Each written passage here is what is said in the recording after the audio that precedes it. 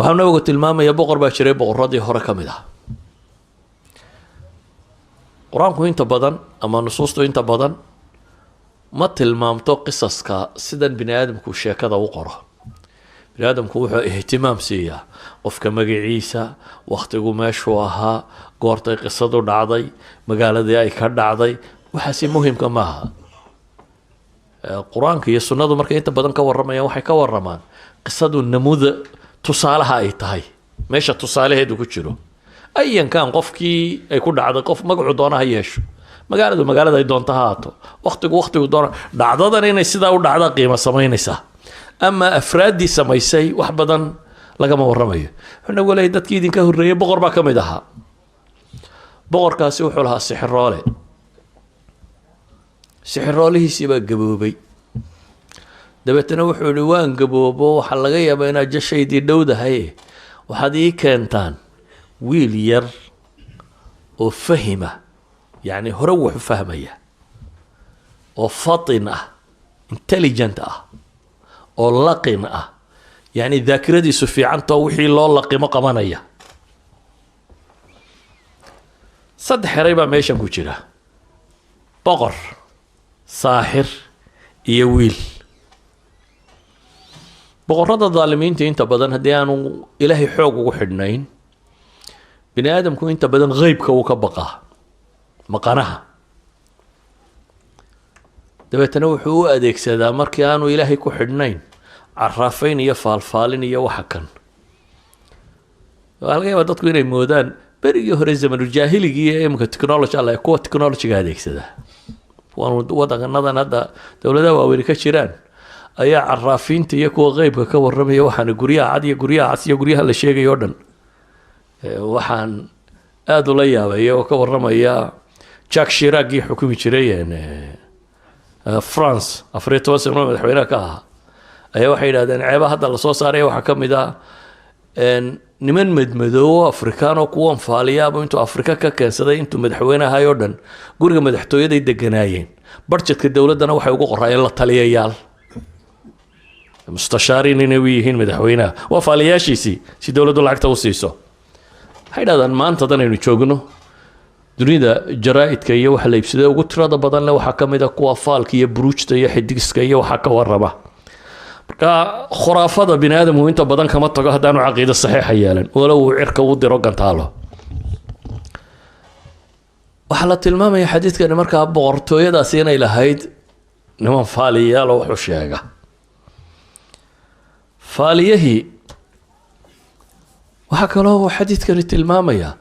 dadka ahlu baatilka ahi si iyana ugu xidhxidhan yihiin baatilku inuu waaro oo sii socdo kani waa sixiroole baatil wada da-diisiina way gaadho uu dhimanayaa laakiin wuxuu rabaa sixirkan iyo farsamadan inay sii socoto saa daraaddeed bu wuxuu leeyahay hala ii doono wiil yaroo caqli badan oo fahmo badan oo waxqabasho badan oo waxa loo diro aanay laabaynin halay raadiya buu leeyahay wuxuu rabaa in mabaadi'diisu faafto idan dunidan aynu ku nool lahay aadanaha jooga loolan unbu ku jiraa mid khayr faafinaya mid shar faafinaya wax cidla iska fadhiya waa yaryihiin cid waliba wixii ay rumaysan tahay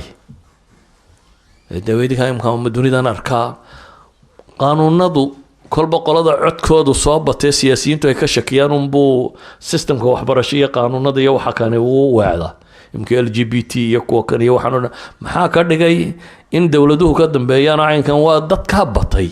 dadka waxaan raadinayaa batay cod bay leeyihiin dowladuhu iyo siyaasiyiintu ay ka cabsanayaan oo ay rabaan inay helaan kuwa xuquuqdooda in la siiyo oo qaanuunka la mariyo kan la mariyo idan bini aadamka dunida ku nooli loolankaasi ku jiraa cid waliba waxay aaminsantahay waxay rabtaa inay meel mariso hore u socdo ninkan sixirooli wuxuu leeyahay markaa wiil yaroo fahmadiisu fiican tahay waxqabadiisuna daakiradiisuna wixii loo laqimana xejinaya ii doona waxaa muuqata in wiilkii la raadiyo lasoo helay dabeetana sixirooli baa loo geeyay inuu sixirka baro wiilkii dariskiisii sidii usoo qaadanaya sixiroole ugu tegayey ayuu meel dhexe wuxuu ku arkay wadaad sawmaca ku jira mank wadaadadan intay bulshada iskaga tagaan raahibiinta noqdo iska cibaadaysta nin wadaado sawmaca ku jiro arkay ninkiiba la fadhiistay ninkiiba wuxuu sheegay diin xaqa iyo tawxiid iyo buuga warraba ninkii dhallinyarada tawxiidkani wuu la fiicnaaday iyo ninkani wuxuu ka warramayo xaggana dee daris iyo iskuul buu ku jiraa looga baahan yahay inuu si fiican u barto wuxuu sameeyey markuu gurigooda ka yimaadee uu kusii socdo sixirhoolaha wuxuu la sii yaro fadhiistaa wadaadka xoogaa buu ka dhigtaa dabeetana wuu dhaafaayo wuxuu tagaa sixirhoolisyo uu ka soo dhigtaa markuu sixirhoolaha ka soo noqdo ee uu guriga kusii socdana waa la sii fadhiistaa wadaadka waxoogaa kaluu kasii akhristaa dabeetana gurigoodii buu tagaa sixirhoolihii baa wuxuu dareemay wiilku inay yar habhabsaamayo waqtigii dabeetana waa maagay oo inankii waa la dilay reerka laftiisa waxay dareemeen inuu yar habsaamayo wadaadkiiba ku yidhi niyo waxaad rabtaan inaan waxaan dhegaystana waan doonayay dee sixirkii iyo gurigii labadiibana dhib baa ka jirto waa lay tumayaa wuxuu wadaadku ku yidhi sababtay doonaan wadaadadu markay sharxayaan ha u sharxaane markaad sixirhoolaha u tagtana waxaad tidhahdaa war guriga ku habsaamay reerkaa yara habsaamiyey markaad guriga ku socotana qolada guriga waxaad ku tidhahdaa deriskii baa nala yara dheeraado sixirhoolihii ayaan maanta ku habsaamay wiilkii farsamadiisii buu samaystay dabeetana arrinkiisii buu iska watay wiilkani waa ghulaam af carabiga ghulaamka waxaa la yidhaahdaa qofka xaddu tamyiiskana dhaafay buluuqana aan gaadhin yacni 7 jirna waa ka wenyay 15 jir meelahana ma gaadhin yacni waa teenager 13 12 10 somewhat like that weeyaan wiilku durustiisii buu iska qaataa xaggana xaq baa loo dhigaa xaggan kalena baatilkaa loo dhigaa akhiiran wiilkiioo wixii uu baranayay baranaya ayaa magaaladii bahal baa ku soo baxay xadiiska qaarkood libaax bay ku sheegayaan dabeetana dadka cabsi geliyey wiilkii baa wuxuu yidhi haddaan kala ogaanayaa labadan madraso tawarkeedu sax yahay dabeetana intuu dhagax qaatay buu wuxuu yidhi ilaahay waxaan ku weydiisanayaa haddii wadaadkaasi waxa uu dhigayaa ay ka khayr badan yihiin oo agtaada lagaga jecel yahay ninkaa kale sixirhooli wuxuu sheegayo ilaa uu dhagaxayga yar ku dil daabadaas buu yidhi ilaahay buu u baryey dabeetana bahalkii buu dhagaxii ku dhuftay ilaahay waa ku dilay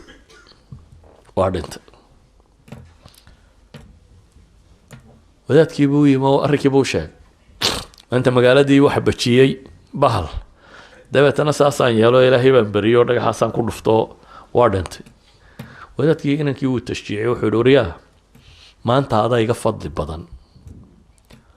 waxaanan filayaa in lagu itixaami doono ibtilaa inuu soo gaadhi doono ibtilaagaasi maalinta kuu yimaado niyow hay sheegin waxay idhahdaan wadaadkani 2 qadiyadood buu inanka u sheegay markan mid wuu tashjiiciyey qofka bini aadamkii markuu wax qabto ee wax saxa uu waliba qabto in loogu mahadnaqo lagu tashjiiciyaaba fiican qofka la qiro inuu waxa ka sameeyey taas Soomaaliya tiraahdo laa shukra cala alwaajib sax maaha waxa saxa qofku hadduu wax wanaagsan qabtay in la dhiirigeliyo waxa saxa macallinku inuu isku dayo ardaygiisu inuu isaga dhaafi karo ka kori karo oo ku farxo inaad weligaa dadka luqunjibaadh ku haysato tiraahdo cidina iyo aniga soo gaadhina meeliina hoose marmara waana reerka u wadaadee idinku maaha sax sida saxda ah waxa weeyaan inaad ku faraxdo dadku inuu mustaqbal yeesho intaad adigu garanaysay in ka badan hadday gartaan inaad ku amaado bulshaduna saasay ku horumartaa marka ay hore u socotee dadka hore loo wado idan wadaadkani mar inankii wuu dhiirigeliyey mar kale bay yidhahdaan tawaaduc buu muujiyey oo ah qof isla weyni ka muuqatay waxaan aanunba wax garanaya intiina kale waxba ogtiin yaana idinka weyn oo intaa kusoo dhex jiray ma taagna bay leeyihiin tawaaduc buu muujiyey waa inaan yar ninkuu leeyahay maanta adayga mar saddexaad bay yidhahdeen wuxuu muujiyey dadka asxaabul xaqa ahi in dunida tan imtixaan ay ku maraan yacni dunidu ma aha daartii abaalmarinta daarta saxda ee abaalmarintahay waa xaggee waa aakhiro dunida tani waa daaru libtilaa'i walimtixaan markaad imtixaan nooca ka baxdaba mid nooc kale unbaad gelaysa saad imtixaanadaa u wado maalin mid dhaqaale maalin mid caafimaad maalin mid waxbarasho maalin mid shaqo maalin mid guur maalin mid caruur saaduun maalin walba problem u xalilaysa problem u wado ay naftu kaaga baxaysaa adduunku markaa waa imtixaan gebigiiba nataa'ijta rasmigaana waxaa la helaa marka aakhiro la tago wiilkii ilaahay buu si dhaba ugu xidhmay tawxiidkii iyo caqiidadii fiicnayda loo dhigay waa biyo dhigeen sixirkii iyo wixii waa biyo dhigi waayeen markay tani biyo dhigtay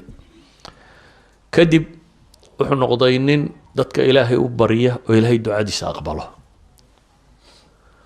qaar baa u yimaada indhala ilaahay buu u baryaa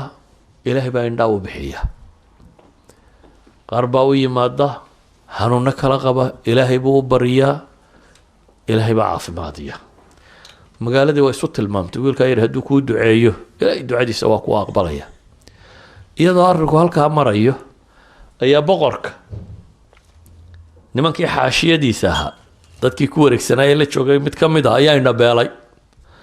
wuxuu maqlay wiil yaroo dadka markuu u duceeyo indhuhu ay baxayaan dabeetana xoolo badan buu soo qaaday wiilkii buu yimo wuxuu ihi waxaasoo xoolaa baan kuu sidaa haddaad labada indhood ii bixiso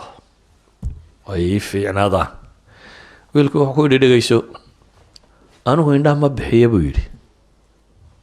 ee dadku hadday ilaahay rumeeyaan baan ilaahay u baryaa ee adigu ilaahay rumee ilaahay inuu rabbiga iyo caqiid ninkani waa wiilkan ha yaraado waa daaciya diin dadka u sheegaya ilaahay rumeeyo aamin buu yidhi markaad qof dhab oo ahlu tawxiid noqoto aniguna ilaahay baan kuu baryaa in ilaahay indhahaaga kuu soo celiyo ninkii sidii buu yeelay ilaahay buu rumeeyo waa qumanaad wiilkiina ilaahay buu u baryey dabeetana labadii indhoodba ilaahay baa dib ugu soo celiyey wuxuu ku noqday gurigii boqortooyada dib markuu ugu noqday wuxuu u yimi boqorkii baa yidhi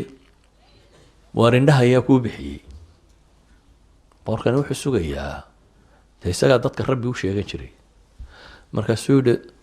rabbigay baa ii bixiyey awalaka rabbun hayri buu yidhi oo macidaan aniga ahayn ba ku rabbiya mid kalaabaad rumaysan tahay rabbii wa rabbuka allah buu yidhi aniga rabbiga iyo adigaba ilaahay baa inoo wada rabbiya hooy dowladdii mashkilad cusub baa ku soo baxday wuxuu yidhi ninkan ha la caqaabo waa la toorjargareeyey dabeetana wiilkii buu sheegay wiilkii baa loo yeedhay wiilkii wuxuu ku yidhi ma wixii aan ku baray ma waxay gaadhay maanta inaad dadka indhaha ugu bixiso baalkii sixirka aan ku baray waran sixirna indha kuma bixin buu yidhi dadkan ilaahay baan u baryey rabbigood baan u baryey awalaka rabbun hayri oo adiguna ma rabbi aan aniga ahayn baad leedahay buu yidhi wiilkaaga kani wuxuu yidhi ilaahay baa noo rabbiya isna ha la toorjargareeya baa la yidhi oo wadaadkii buu sheegay waxaa la yidhi sartu meesha ka qurantay waa ninkan waddanka ninka fidmeeyey ee balada dhigay waa wadaadkan sawmacadash ku jira wadaadkan waxaa la weydiiyey ma ka noqonaysaa waxaanaad rumaysantay mise waa lagu dilaa wadaadku wuxuu yidhi ka noqon maayo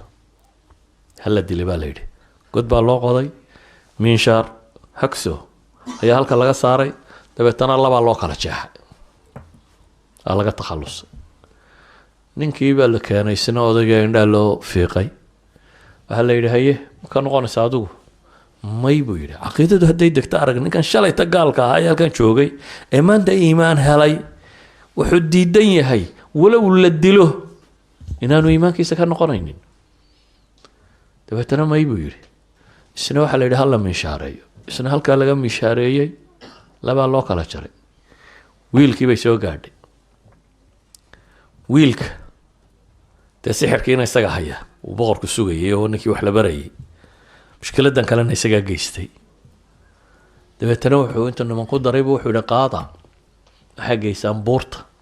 buurta gebigeeda saara uu biqi doonaa markuu arko godkee waxaad tidhahdaan ama halkaasaa lagaa tuuraya ama ka noqo waxa kanaad wado way kaxeeyeen halkii bay geeyeen markii dacalkii la saaray ayuu ilaahay baryey kan ilaahay buu ku kalsoon yahay ilaahay ou sharkooda adigu igaga fillow buu yidhi buurtii baa gilgilantay nimankii baa ilaahay ka daadiyay askarta ahaa isagii baa badbaaday u soo noqday iskamuu tegin wiilkan iyo mays odhan gaalkii ilaahay baa kaa badbaadiya baxso ninkani waa nin diin xambaarsan oo raba bulshada tan inuu bedelo boqorkiibuu ku soo noqday way kan buu yidhi boqorkii wuxuu yidhi meye ciidankan kugu daray ilaahay baa ku fillaaday buu yidhi ciidankan u diyaariyo wuxuu yidhi doontaa qaata wiilka nasaara badweynta geeya waxaad tidhahdaa ma ka noqonaysaa hadduu diido badda bartankeeda dhiga buu ku yidhi waa la kaxeeyey baddii baa la geeyey ma ka noqonaysaa baa la yidhi ilaahay oo adigu sharkooda igaga fillow buu kuwiina ku ducaystay doontii baa qallibantay nimankii waa dhinteen isagiina ilaahay waa soo badbaadiyey waa soo noqday boqorkii buu u yimi haddana waar meeye buu yidhi raggaan kugu daray ilaahay baa ku fillaaday buu yidhi kuwaana boqoroo ma rabtaa buu yidhi inaad i disho haa buu yidhi sidaad ii dili kari lahayd baan kuu sheegayaa buu yidhi dadkao dhan isugu yeedh magaalada degan dabeetana meel markaad isugu weedho aniga tiirka igu xidh kadib qaanso qaado jucbadaydaa leebabka ku jira arooskii uu halka ku sitay xabad kala soo baxa gantaalkaa yar ama leebkaa kala soo baxa dabeetana markaad qaansada saarta leebka waxaad tidhaahdaa bismi illaahi rabbi lghulaam magaca allaan cuskaday ghulaamka rabbigiiya intaa dhe buu yidhi markaasumaad ii dili kartaa si kale ood ii dili kartaa ma jirto dadka muxuu ku leynayay ilaahay baa noo rabbiya soo maaha laakiin nimanka siyaasiyiinta hadday dantoodu gasho markaana uu iska odhanaya dadka wuxuu ku leynayeen waxaan wadadii ku dhinteen ilaahay baa noo rabbiya buu dadka ku laayay iminkana wuxuu rabaa inuu inankan dilo laakiin dantii waxay ka gashay inuu yidhaahdo maxay bismi illaahi rabbi lghulaam dadkii oo dhan buu isugu yeedhay meeshii baa wiilkii lagu xidhay sidii uu sheegay buu qaansadii u qaatay dabeetana waa bahashii waa ku riday wuxuu ugu ducaystay magaca allaan u cuskaday oo wiilkan yar rabbigiiya leebkiibuu ku ganay halkaasuu kaga dhacay dhafoorka wiilkii yaraa halkiibuu wiilku gacanta saaray waa dhintay magaalada dadkii joogay waxay idhahdeen wiilkaa mar haddii laba dili kari waa in rabbigii loo cuskado mooyaane aamanaa birabbi lghulaam bay idhahdeen marka annaguna wiilkani rabbiguu rumaysanaa ayaanu rumaynay bay idhaahdeen boqorkii baa loo yimi oo waxa lagu yidhi wixii aad ka baqaysay soo maaha inuu diini faafto dadkani diinta rumeeyo tii baa dhacday baa lagu yidhi wixii aad ka baqaysay wuxuu yidhi waxay yeeshaan magaalada sekad walba godad ka qoda dabeetana dab ku shida xaabada dundhiga markay holaacdo guryaha dadka ka soo saaro waxaad tidhaahdaan ma ka noqonaysaan mise waa laydin gubaa wixii ka noqda sii daaya wixii kalena guba dadkii markii meeshii la tubay aa la yidhaha ma ka noqonaysaa may bay yidhaahdaan ilaahay baan rumaynay waa lagu ridaa akhiiran waxaa soo gaadhay qof dumar ah oo ilmo yar naaska jaqsiisanaysa markii ay meeshii timi bay waxoogaa dib isu yara geejisay ilaahay wuxuu ka hadlayay ilmaheedii yaraa waa 3 ghulaam uu nabigu lahaa iyagoo dharabta saaran bay hadleen nabi ciise ka mid ah wiilkan yar baa ka mid ah jurayj wiilkii looga hadlayay